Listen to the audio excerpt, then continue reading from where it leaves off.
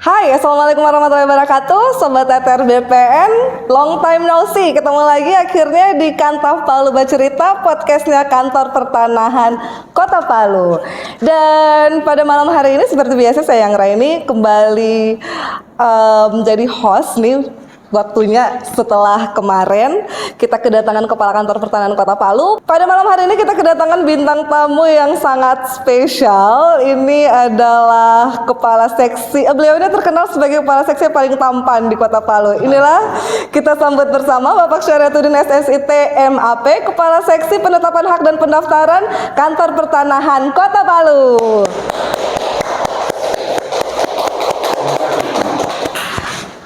Jadi sini panggilnya Bapak. Sebenarnya abang saja. Oh, abang, iya. Oke, Pak Kasih Tampan, apa kabar malam hari ini? Alhamdulillah sehat. Semoga kegiatan pada malam ini memberi warna, tentu warna yang cerah bagi Kantor Pertanahan Kota Palu, dan insya Allah mungkin bincang-bincang singkat pada malam ini bisa memberikan beberapa hal yang menjadi informasi penting bagi masyarakat di Kota Palu khususnya. Thank you. Iya, oke. Jadi Pak Kasih Tampan, terima Siap. kasih atas kedatangannya di malam Makasih, hari ini Ibu untuk memenuhi cantik. undangan. Karena Pak Kasih ini yang paling susah ditemui, guys. Sobat TTR BPN, Bapak ini yang paling banyak tamunya, paling banyak kerjaannya, karena kita lagi mengejar untuk zero tunggakan ya Pak ya. Siap. Jadi Bapak ini memang paling sibuk. Ini kita lagi nyuri-nyuri waktu, dan finally akhirnya beliau bersedia untuk hadir sebagai bintang tamu kita di malam hari ini. Terima kasih sekali tentunya Pak. Makasih. Dan walaupun sudah malam, tetap loh Bapak ini masih tetap tampan seperti ininya. Alhamdulillah. Iya. Oke, Pak Kasih, ini yang jadi polemik di masyarakat Kota Palu pada saat ini, bahwa ngurus sertifikat di BPN Kota Palu itu lama, sudah lama, mahal pula, dimintai biaya-biaya tambahan, mungkin seperti itu yang beberapa belakangan ini beredar di masyarakat Kota Palu. Sebenarnya itu kenapa bisa seperti itu sih Pak? Mungkin itu asumsi ya, asumsi, dan sebetulnya kita juga tidak bisa melarang orang berpendapat apapun terkait layanan publik secara umum, termasuk layanan kita di Kantor Pertanahan Kota Palu, karena itu hak orang untuk berpendapat, hak asasi lah. Hanya saja insya Allah pertanggal 15 Juli kemarin saya dilantik sebagai Kepala Seksi Penetapan Hak dan Pendaftaran di Kantor Pertanahan Kota Palu. Insya Allah amanah ini saya pegang teguh dan seamanah mungkin. Kita akan membuktikan asumsi-asumsi yang disebutkan Ibu KTU yang cantik tadi selaku host malam ini. Kita akan buktikan bahwa itu hanya sebuah asumsi dan bukan fakta. Data kita menunjukkan 2 bulan terakhir ini seluruh progres layanan pertanahan itu tidak ada yang melampaui standar prosedur layanan pertanahan sebagaimana yang telah diatur di Peraturan Kepala Badan Pertanahan Nasional Nomor 1 Tahun 2010. Demikian juga asumsi yang kedua tadi terkait biaya, kita juga telah membuktikan bahwa seluruh proses layanan pertanahan di Kantor Kota Palu ini berpedoman pada Peraturan Pemerintah Nomor 128 Tahun 2015 tentang penerimaan negara bukan pajak. Dan melalui Kepala Kantor kita, Pak Yusuf Ano, dan seluruh jajaran kita di Kantor Pertanahan Kota Palu, kita memastikan bahwa seluruh layanan kita itu tidak ada pungli di dalamnya, tidak ada tambahan-tambahan biaya di luar PNBP, dan semuanya berpedoman pada Peraturan Kepala BPN Nomor 1 Tahun 2010. Layanan pendaftaran tanah itu berdasarkan data yang saya evaluasi 2 bulan terakhir, semua tunggakan yang selama ini menjadi hambatan, menjadi beban, menjadi problem di pelayanan publik BPN, pelan-pelan kita tuntaskan, dan itu semuanya on the track pada Peraturan Kepala BPN nomor 1 tahun 2010. Mungkin itu yang di tahap awal ini yang bisa saya pastikan. Terima kasih. Baik Pak, ini kan tadi bilangnya menurut SOPP-nya. Menurut SOP sendiri kalau untuk ngurus sertifikat baru nih Pak, pendaftaran mau buat sertifikat baru, kalau di BPN kan istilahnya pendaftaran tanah pertama kali ya Pak ya, itu sebenarnya jangka waktunya berapa lama sih Pak? Jadi sebetulnya layanan pendaftaran tanah pertama kali itu untuk luasan yang menjadi kewenangan di Kantor Pertanahan Kota Palu itu adalah luasan di 3.000 minus, maksudnya di bawah dari luasan 3.000 meter persegi. Itu standar SOP kita tidak lebih dari 40 hari. Tidak lebih dari 40 hari. Karena proses di pendaftaran tanah di Sulawesi Tengah ini, kita tanah negara bekas tanah swapraja, sehingga penetapannya itu, proses pensertifikatannya itu melalui penetapan hak. Kecuali jika kewenangannya itu berada di kantor wilayah BPN Provinsi Sulawesi Tengah, itu sampai 90 hari kerja. Tetapi kan umumnya permohonan yang ada di Kantor Pertanahan Kota Palu ini oleh masyarakat itu kan sebagian besar didominasi oleh permohonan hak milik perorangan yang tentu luasan tanahnya itu semuanya berada di bawah dari 3.000 meter persegi. Sehingga kita pastikan tidak akan melebihi dari standar kita itu 40 hari kerja. Oke, jadi gitu ya Sobat ATR BPN, untuk pendaftaran tanah pertama kali SOP-nya itu tidak lebih dari 40 hari kerja, tapi dengan batasan luasan. Kalau untuk di kantor pertanahan sendiri itu di paling maksimal 3.000 meter. Di atas 3.000 meter berarti dia ke kewenangan kantor wilayah. Ya. Terus kalau untuk, tapi kan itu di bagian pendaftaran haknya Pak ya. Jadi sebelum di pendaftaran haknya itu ada tahap pengukuran dulu. Nah di pengukuran itu lagi itu waktu pelayanan itu sekitar berapa hari lagi Pak? Kita sebetulnya memang SOP itu terkait dengan layanan kita itu rujukannya kan di Perkaban 1 2010 ya. Tetapi Ibu Cantik, kita hari ini berkomitmen seluruh jajaran Kantor Pertanahan Kota Palu itu untuk keluar dari tradisi-tradisi yang harusnya bisa dipercepat, kita percepat. Jadi proses pendaftaran pertama itu memang benar melalui tahapan pengukuran dan pemetaan. Nanti outputnya itu adalah peta bidang tanah. 2 bulan terakhir ini kita sudah membuktikan bahwa proses pengukuran, pemetaan, sampai lahirnya PBT itu tidak melebihi dari 2 minggu atau 12 hari kerja. Kita pastikan PBT itu sudah berada di tahapan berikutnya, artinya bergeser ke seksi penetapan hak dan pendaftaran.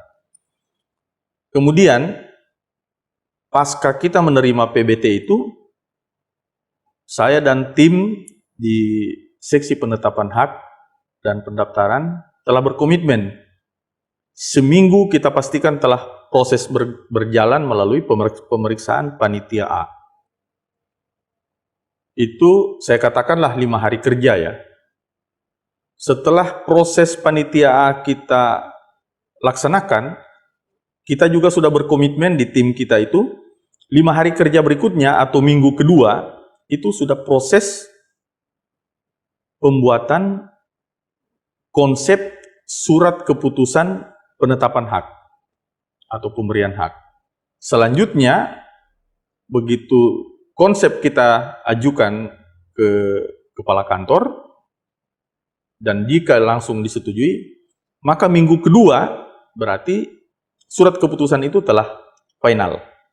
Maka kita pastikan informasi pemohon itu telah sampai ke beliau surat keputusan tersebut, sehingga beliau melakukan kewajibannya untuk melunasi biaya perolehan hak atas tanah dan bangunan, serta melakukan pendaftaran kembali dan melunasi penerimaan negara bukan pajak terkait permohonan pendaftaran kedua.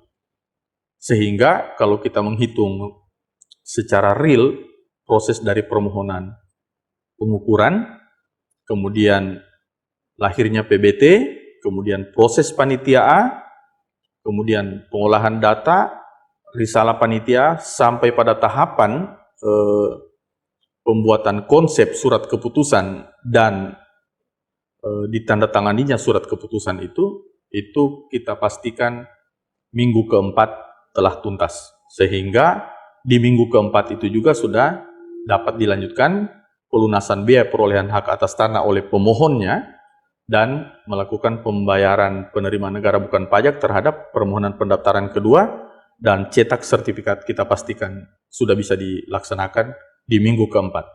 Oke, jadi gitu Sobat ATR BPN. Jadi tidak serta-merta ngurus sertifikat terus besok lusa selesai, enggak ya Pak ya. Jadi harus melalui proses pengukuran dulu, terus ada lagi panitia pemeriksaan tanah yang harus turun ke lapangan, kemudian ada lagi proses pengolahan datanya lagi, proses SK haknya lagi, daftar lagi. Memang seperti itu, tapi jangka waktunya dia kalau hitung-hitung dari proses pengukuran itu 12 hari sampai ke penetapan haknya itu kurang lebih 40 hari. Jadi 40-50 harian lah ya, nggak sampai 2 bulan Sobat ATR BPN. Cuman kan memang di intensitas di Kota Palu sendiri ini kan banyak sekali ya Pak ya. Jadi ya lumayan memakan waktu yang cukup banyak. Untuk syarat-syaratnya sendiri Pak, kalau orang yang misalnya nih saya ingin bikin sertifikat nih Sobat ATR BPN yang pengen bikin sertifikat, Ibu Cantik belum ada sertifikat ya? Saya belum ada Pak. Belum ada. Iya, saya tunggu dibelikan aja lah nanti. Oh ya. iya. Siapa tahu Siap. Bapak ada sertifikat yang bisa dikasih ke saya. Oke. Baik. Ya. Untuk syaratnya sendiri Pak, masyarakat Kota Palu, Sobat ATR BPN yang di Kota Palu ingin tahu kalau dia beli tanah nih misalnya Pak, terus belum ada sertifikat, belum ada surat-suratnya. Syarat-syarat apa saja sih yang harus dibawa ke kantor pertanahan? Jadi ini juga sekedar informasi kepada masyarakat Kota Palu ya secara umum, bahwa saya melihat sebetulnya sejak saya dilantik 15 Juli 2002 kemarin, saya masuk di kantor pertanahan Kota Palu itu, menurut saya informasi yang tersedia di loket dan di ruang publik lah, saya sebut itu sudah cukup baik, dan itu saya percaya karena ada Ibu Cantik ini yang memprakarsainya selaku Kasubag TU di kantor pertanahan Kota Palu. Jadi kalau terkait prosedur itu, semua masyarakat warga Kota Palu yang ingin mengetahui pasti ada terpampang. Tapi untuk sekedar menambah lengkapnya informasi bagi masyarakat Kota Palu yang membutuhkan layanan kita dari kantor pertanahan Kota Palu itu, ada beberapa hal yang sebelum saya mengurai beberapa persyaratan penting yang harus dilengkapi sesuai prosedur yang ada di Peraturan Kepala BPN nomor 1 tahun 2010. Yang pertama, saya menghimbau kepada masyarakat saat membeli tanah, yang lebih awal kita pastikan itu patok batas bidang tanahnya itu terpasang atau tidak. Ya, itu sangat-sangat penting karena sumber masalah pertanahan di Kota Palu ini khususnya, dan mungkin seluruh Indonesia, itu berawal dari ketidakpastiannya tanda batas bidang tanah.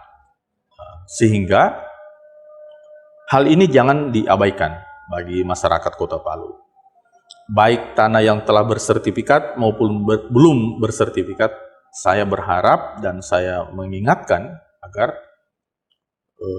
memastikan tanda batas bidang tanah itu telah terpasang sesuai rujukan peraturan kita, yaitu PP 24 tahun 97 tentang pendaftaran tanah. Yang kedua,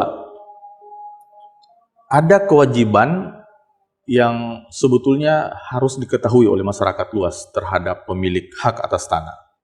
Bagi pemilik tanah yang bersertifikat maupun belum bersertifikat, kewajiban pertamanya itu adalah itu tadi, menjaga terpasangnya atau terpeliharanya tanda batas bidang tanah yang permanen. Yang kedua, menjaga jangan sertifikatnya itu hilang, karena itu membutuhkan proses yang panjang dan persyaratannya itu cukup banyak untuk dilengkapi. Ya, silakan. Jadi, ya. Tetapi saya ingatkan tanda batas itu penting. Lalu yang kedua, ada juga kultur yang menurut saya perlu kita tinggalkan, khususnya di masyarakat Kota Palu. Kalau membeli tanah itu, ada istilah saya itu Bu Cantik, jangan membeli tanah tanpa surat. Ada juga istilah kedua, jangan membeli surat tanpa tanah. Ini beberapa kesempatan di saat sosialisasi maupun di diskusi antara lintas instansi saya ingatkan, termasuk dengan beberapa teman-teman PPAT notaris. Maksudnya apa? Kan biasanya ada orang tiba-tiba menawarkan, saya mau menjual tanah, ini suratnya. Yang dilupakan oleh pembeli itu, dia tidak bertanya, bidang tanahnya itu di mana? Batasnya itu di mana? Ini penting ini. Nah, sehingga saya mengistilahkan jangan membeli surat tanpa tanah. Ya. Lalu ada yang kedua, ada juga orang menawarkan misalnya, Bu Anggreni, ini bidang tanah saya mau jual. Lalu tiba-tiba Ibu Ia bilang, oke, saya beli.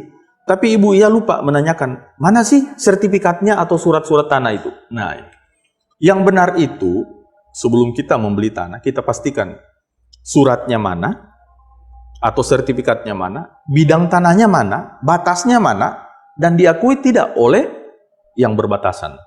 Karena itu di PP 2497 itu ada disebut terpenuhinya asas kontraditur delimitasi. Nah, itu ada. Apa itu asas kontraditur delimitasi?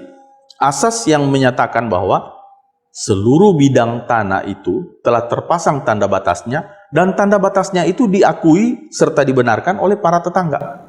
Nah, itu dia. Itu Dicatat penting. Sobat Ya. ATR BPN.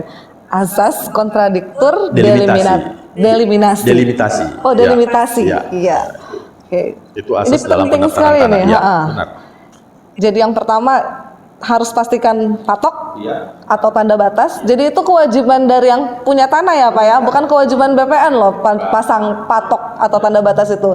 Karena kadang-kadang di masyarakat, oh patok itu nanti BPN yang tunjukkan ya Pak ya. Padahal itu sebenarnya salah. Jadi Sobat ATR BPN harus memastikan patok atau tanda batas dari tanahnya itu dipasang oleh pemilik tanahnya itu sendiri dan disetujui oleh pemilik yang berbatasan. Oke. Dan yang kedua tadi saya cuma mau mempertegas saja, jangan membeli tanah tanpa surat atau membeli surat tanpa tanah. Oke. Tapi membeli Tapi tanah belilah yang lengkap dengan surat-suratnya. surat-suratnya. Nah itu dia. Itu yang biasanya membuat akhirnya proses di BPN ini lama ya Pak ya. Jadi kadang-kadang yang bikin lama itu bukan dari BPN-nya, tapi dari persyaratan atau kelengkapan dari berkas dari pemohon itu sendiri. Ya. Jadi kalau mau tahu syarat-syaratnya sebenarnya gampang saja Pak ya. Karena sekarang kan kita punya website, terus aplikasi Sentuh Tanahku. Jadi untuk biaya ataupun syarat-syarat itu sebenarnya bisa langsung dilihat di website sendiri. Kalau website ATR BPN Kota Palu itu di kod-palu.atrbpn.go.id. Kemudian di website ATR BPN sendiri di www.atrbpn.go.id pun di situ ada lengkap syarat-syarat maupun tarif dan biayanya seperti yang sudah dijelaskan sama Pak kasih tampan ini tadi. Iya. Oke.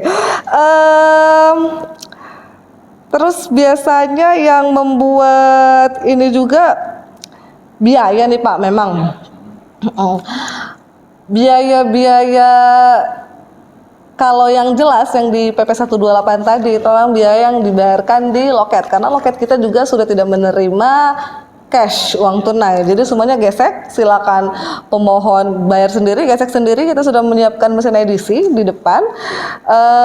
Cuman biasanya yang ke lapangan ini Pak, mungkin bisa dijelaskan sedikit ke Sobat ATR BPN Kota Palu, biaya kalau ke lapangan itu sebenarnya ada biaya nggak sih Pak?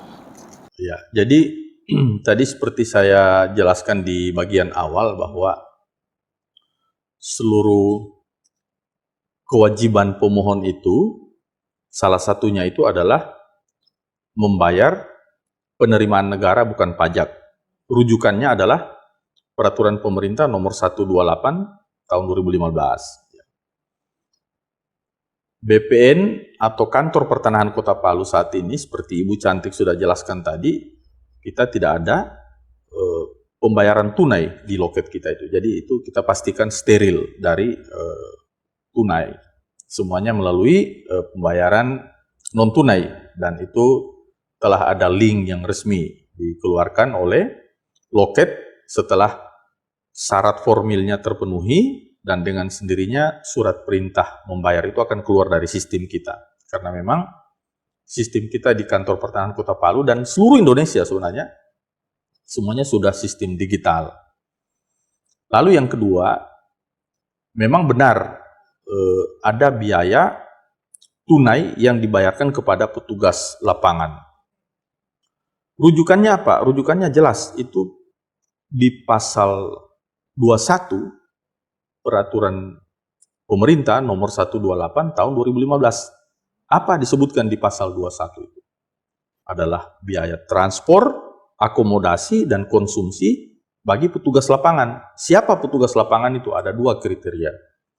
Petugas lapangan, petugas ukur, lalu yang kedua itu petugas lapangan yang terdiri dari panitia A. Panitia A. Panitia A itu siapa? Panitia itu terdiri dari lintas seksi yang ada di Kantor Pertanahan Kota Palu. Itu terdiri dari Kepala Seksi 1, Kepala Seksi 2, Kepala Seksi 3. Kepala Seksi 1 itu yang membidangi pengukuran dan pemetaan, survei. Kepala Seksi 2 itu penetapan hak dan pendaftaran. Kepala Seksi 3 itu penataan dan pemberdayaan. Masing-masing ketiga seksi ini punya tusi atau tugas dan fungsi yang berbeda. Seksi 1 itu memastikan ketika mengunjungi atau melakukan pemeriksaan atas nama panitia A, memastikan bahwa patok batas bidang tanahnya telah terpasang sesuai Peraturan Pemerintah 2497, benar atau tidak, terpenuhinya asas kontraditur delimitasi atau tidak. Seksi 2 memastikan kesesuaian antara data yuridis dengan fisik di lapangan. Apakah terjadi keberatan atau tidak, dibenarkan atau tidak oleh para tetangga, termasuk mengkonfirmasi terhadap pemerintah setempat. Lalu yang ketiga, dari seksi penataan pemberdayaan itu, kajiannya adalah dari aspek kesesuaian tata ruang. Tambah 1 plus, yaitu aparat atau lurah setempat. Tapi jika lurah berhalangan, maka dapat menunjuk aparat yang tahu persis terkait lokasi bidang tanah yang dimohonkan. Nah, ini mereka diwajibkan terhadap pemohon itu menyiapkan transportasi, akomodasi, dan konsumsi saat mereka ke lapangan. Kalau kesimpulan panitia A ini mendapatkan fakta kesesuaian di lapangan dengan data yuridis itu tidak ada masalah, maka itulah tadi permohonan dapat kita lanjutkan. Kalau tidak, kita lanjutkan, tetapi dengan kita keluarkan surat resmi bahwa tidak dapat dilanjutkan karena tidak memenuhi aspek oleh kajian dari panitia A tadi. Nah, demikian. Oke, jadi sudah sangat jelas ya Sobat ATR BPN penjelasan dari Pak Kasih ini. Jadi bukan hanya dari seksi penetapan hak saja, tapi juga ada dari seksi survei pemetaannya, kemudian juga dari penataan tadi yang terkait dengan tata ruangnya, kesesuaian tata ruang, begitu juga dengan lurah atau aparat kelurahan setempat. Jadi memang sudah sangat jelas semuanya. Jadi memang kita sekarang BPN menuju transparansi, kemudian di era digitalisasi. Jadi semuanya masyarakat sebenarnya bisa mengakses, baik untuk syarat, biaya, begitu juga dengan formulir-formulir untuk pendaftarannya. Jadi semuanya sudah kita sediakan sebenarnya di website. Tinggal dari masyarakat sendiri, ayo coba buka website, download sendiri, silakan daftar ya Pak ya.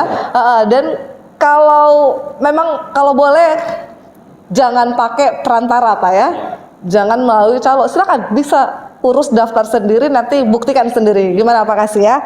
Oke, baik Sobat TTR BPN, sebelum kita tutup kita main games dulu sama Pak Kasih Tampan kita. Ya, karena tadi ini pembahasannya agak berat, jadi kita main games dulu sebelum kita tutup. Oke, baik Pak Kasih Tampan, sebelum tidur biasanya saya langsung Nonton YouTube. wih, nonton YouTube dulu Bapak ini ya. Terus ketika buka mata saya langsung bangun pagi, Meluk istri. wih, hai istrinya Pak Udin yang di rumah, benarkah demikian? Oke. Sebelum ke kantor saya biasanya Sarapan. sarapan dulu. Orang banyak yang tidak tahu kalau saya Kalau saya romantis. karena ketahuan Pak Udin ini kalau di kantor itu ganas guys.